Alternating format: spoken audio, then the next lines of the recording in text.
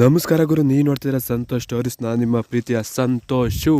ಇವತ್ತಿನ ವಿಚಾರ ಬಂದು ಬೆಂಗಳೂರು ಬೂಸರು ದಬಾಂಗ್ ಡೆಲ್ಲಿ KCB ವಿರುದ್ಧ ದಬಾಯಿಕೊಂಡ್ರು. ಗೊತ್ತಿರ್ಬೋದು, ಡೆಲ್ಲಿ ವಿರುದ್ಧ ನಾವೆಲ್ಲ ಗೆಲ್ತಾರೆ, 3 ಗೆಲುವನ್ನು ಸಾಧಿಸ್ತಾರೆ ಬೆಂಗಳೂರು ಬೂಸರು PK ಲೆವೆಲಲ್ಲಿ ಅಂತ ಅಂದ್ಕೊಂಡಿದ್ರೆ, ಆದರೆ ಬೆಂಗಳೂರು ಬೂಸರು ಏನು ಮಾಡಲಿಲ್ಲ ಅಂತ ಹೇಳಬೇಕು. ಸೋತ್ಬಿಟ್ಟು ಮನೆಗೆ ಬಂದರು ಅಂತ ಹೇಳಬೇಕು, ಒಂಥರ ಸೋತಿ ಹೋದ್ರು ಅಂತ ಹೇಳಬೇಕು ಬೆಂಗಳೂರು ಬೂಸರು ದಬಾಂಗ್ ಡೆಲ್ಲಿ KCB ವಿರುದ್ಧ 10 ಪಾಯಿಂಟ್ ಅಂತರದಿಂದ ಈ ನಮ್ಮನೆಗೆ ಸೋತ ನಂತರ ಆಶು ಮಲ್ಲಿಕ್ ಬೆಂಕಿಯಾಗಿ ಆಟ ಆಡಿದ ಸೂಪರ್ ಸ್ಟಾರ್ ಆದರೂ ಆಶು ಮಲ್ಲಿಕ್ ಅವರು ತಪ್ಪಾಗಲ್ಲ ಅಂತ ಹೇಳಬೇಕು.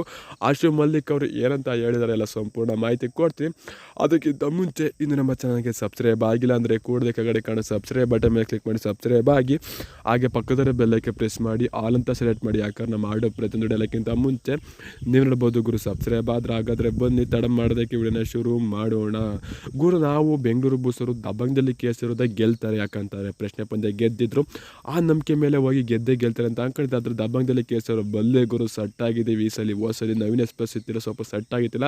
ಆದರೆ ಆಶು ಮಲ್ಲಿಕ್ ಆಗಿ ನಾನಿದ್ದೀನಿ ಅಂತ ಆಶು ಮಲ್ಲಿಕ್ ಅವರು ಮುಂದೆ ನಿಂತ್ಕೊಂಡು ಮ್ಯಾಚ್ನ ಗೆಲ್ಸಿರು ಅಂತ ಹೇಳಬೇಕು. 14 ರೈಟ್ ಪಾಯಿಂಟ್ ತಾಂಡ್ರು ಅಂತ ಹೇಳಬೇಕು. ಆಶು ಮಲ್ಲಿಕ್ನ ತಡೆಯೋಕೆ ಬೆಂಗಳೂರು ಬೂಸ್ ಕೈಲಿ ಯಾರ ಕೈಲೋ ಆಗಿದೆ ಅಂತ ಹೇಳಬೇಕು. ನಿತಿನ್ ರಾಮನ್ ಅವರು ಚೆನ್ನಾಗಿ ಆಡಿದ್ರು, 5 ರೈಟ್ ಪಾಯಿಂಟ್ ಅಲ್ಲ 5 ಟ್ಯಾಕಲ್ ಪಾಯಿಂಟ್ ತಾಂಡ್ರು ಅಂತ ಹೇಳಬೇಕು. ಮತ್ತು ಯೋಗೇಶ್ ಅವರು ಆ ಕಡೆಯಿಂದ 5 ಟ್ಯಾಕಲ್ ಪಾಯಿಂಟು, ನಮ್ಮ ಕಡೆಯಿಂದ 5 ಟ್ಯಾಕಲ್ ಪಾಯಿಂಟು ಆಶು ನಿತಿನ್ ರಾಮನ್ ತಾಂಡಿತ್ತು ಅಂತಾರೆ. ಪರ್ದೀಪ್ ನರ್ವಾಲ್ 5 ರೈಟ್ ಪಾಯಿಂಟ್ ತಾಂಡ್ರು ಅಂತ ಹೇಳಬೇಕು. ಆಶು ಮಲ್ಲಿಕ್ ಅಂತ ಹೇಳಿದ್ರಪ್ಪ, ಇವತ್ತಿನ ಮ್ಯಾಚ್ ಬಗ್ಗೆ ಏನಾದಾಯಿತು ಅಂತಂದರೆ, ನಾವು ಬೆಂಗಳೂರು ಬೂಸ್ ವಿರುದ್ಧ ಗೆಲ್ಲಲೇಬೇಕಿತ್ತು. ಬೆಂಗಳೂರು ಬೂಸ್ ವಿರುದ್ಧ ಗೆದ್ದು ಸೇಡನ್ನ ತೀರಿಸ್ಕೋಬೇಕಿತ್ತು. ಈ ವರ್ಷ ಬೆಂಗಳೂರು ಬೂಸ್ ಯಾವ ರೀತಿ ಆಡ್ತೈತೆ ಅಂತಂದರೆ, ಬೆಂಗಳೂರು ಬೂಸರು ಈ ವರ್ಷ ನಾವು PKಗೆ ಇಲ್ಲ ಅನ್ನೋ ರೀತಿಯಲ್ಲಿ, ನಮ್ಮ ತಂಡನೇ ಅಲ್ಲ ಅನ್ನೋ ರೀತಿಯಲ್ಲಿ ಆಡ್ತಾಯಿದ್ದಾರೆ ಅಂತ ಹೇಳಬೇಕು. ಅವರು ಸ್ಟ್ರಾಂಗ್ ಇದೆ, ಒಳ್ಳೆ ಟೀಮ್ ಇದೆ, ಆದರೆ ಯಾರು ಕೂಡ ಸೆಟ್ ಆಗ್ತಿಲ್ಲ. ಒಳ್ಳೆ ಡಿಫೆಂಡಿಂಗ್ ಸೆಟ್ ಆಗ್ತಿಲ್ಲ, ಮತ್ತು ಸ್ಟಾರ್ಟಿಂಗ್ 7 ಕೂಡ ಸೆಟ್ ಮಾಡ್ತಾಯಿಲ್ಲ ಬೆಂಗಳೂರು ಬೂಸರು ಅಂತ ಹೇಳಬೇಕು. ಬೆಂಗಳೂರು ಬೂಸರು ನಮಗೆ ಸುಲಭವಾದ ಗೆಲುವು ಸಿಕ್ತು. ಬೆಂಗಳೂರು ಬೂಸರು ಇದೇ ರೀತಿ ಆಯಿತು ಅಂತಾರೆ, ಪ್ಲೇ ಆಫಿಂದ ಹೊರಗೆ ಹೋಗ್ತಾರೆ ಅಂತ ಹೇಳಬೇಕು. ನಮಗೆ ತುಂಬಾ ಖುಷಿ ಆಗುತ್ತೆ ಬೆಂಗಳೂರು ಬೂಸರು ಗೆದ್ದು ಫಸ್ಟ್ ಟೈಮಲ್ಲಿ ಮ್ಯಾಚ್ ಹೋಗಿರೋದು ತುಂಬಾ ಖುಷಿ ಆಗ್ತಿದೆ. ಮತ್ತು ನಮಗೆ ಸ್ವಲ್ಪ ಪ್ರೆಷರ್ ಕೂಡ ಇತ್ತು, ಯಾಕಂದರೆ ಹೋದ ಮ್ಯಾಚು ಬೆಂಗಳೂರು ಬೂಸ್ ಸೋತಿದ್ದು, ಈ ಮ್ಯಾಚು ಸೋಲ್ತು ಅಂತಾರೆ, ನಮಗೆ ಒಂಥರ ಅವಮಾನ ಆಗುತ್ತೆ ಅಂತ ಗೊತ್ತಿತ್ತು. ಆ ಕಾರಣ ಸ್ವಲ್ಪ ಚೆನ್ನಾಗಿ ಆಡ್ತಾರೆ ನಮ್ಮ ಡಿಫೆಂಡಿಂಗ್ ಮತ್ತು ರೈಡರ್ಸ್ಗಳು ನಾವು ಚೆನ್ನಾಗಿ ಆಡ್ದು ಅಂತ ಆಶು ಮಲ್ಲಿಕ್ ಅವರು ಹೇಳಿದ್ರು ಅಂತ ಹೇಳಬೇಕು. ಇದರ ಬಗ್ಗೆ ನಿಮ್ಮ ಅನಿಸಿಕೆ ಏನು ಅಂತ ಕಮೆಂಟ್ ಮಾಡಿ.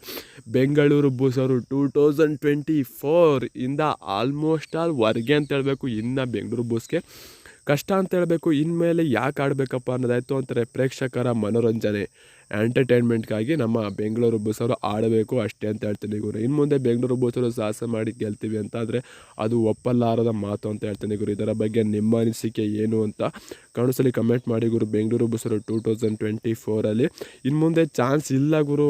ಇದೇ 20% ಚಾನ್ಸ್ ಇದೆ, ಮೇಜರ್ ಟೀಮ್ಗಳೆಲ್ಲ ಬಿಡ್ತಾರೆ ಗುರು. ಎಲ್ಲ ಮ್ಯಾಚಿಗೆ ಎತ್ಕೊಂಡೋಗಿ ಇವರು ಕಾನ್ಸ್ಟೇಬಲ್ ಮೇಕ್ ಹೋಗ್ತಾರೆ. ಇನ್ನೂ ಡಿಫೆಂಡಿಂಗ್ ಸೆಟ್ ಆಗಿಲ್ಲ, ರೈಡರ್ಸ್ಗಳು ಸೆಟ್ ಆಗಿಲ್ಲ, ಏನು ಸೆಟ್ ಆಗಿಲ್ಲ ಬೆಂಗಳೂರು ಬೂಸ್ ಪರವಾಗಿ.